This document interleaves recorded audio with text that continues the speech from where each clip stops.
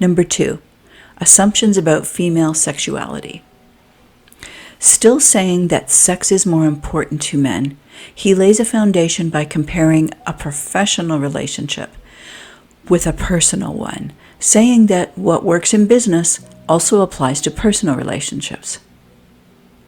Then he addresses us again by saying, ladies, I'm going to try and explain to you why sex is so important to men. This burns me, because the intention behind his words are that if you, a woman, would just understand this basic reality, you'd offer free sex without any contribution from him to the relationship or investment into your femininity. As I mentioned in point 1, men experience sex in a compartmentalized way because that's how they were physiologically created. It's not something they choose. Similarly, our bodies are designed to experience sex in a fully integrated way, and we don't have a choice in that either.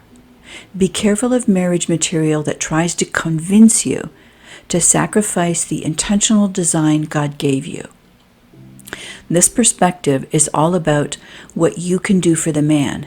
It sounds almost like what Christians call a helper meet. What he's describing is how toxic men think.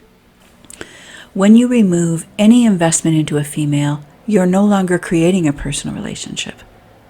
So what happens when a wife doesn't receive any benefits of friendship and connection from her husband?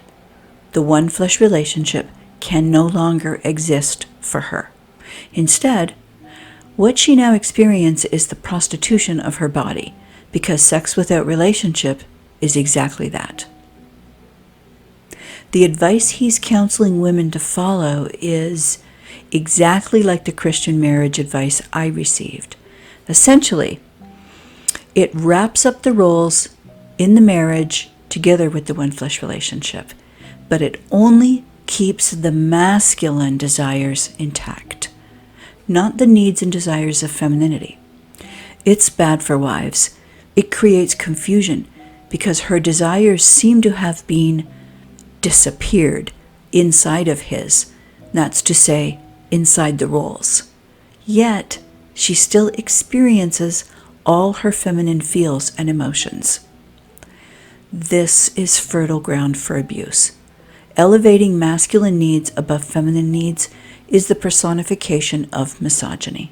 God intentionally created femininity from masculinity to be invested in and cared for and provided for. She wasn't created soft and pliable and adaptable so that masculinity could consume her.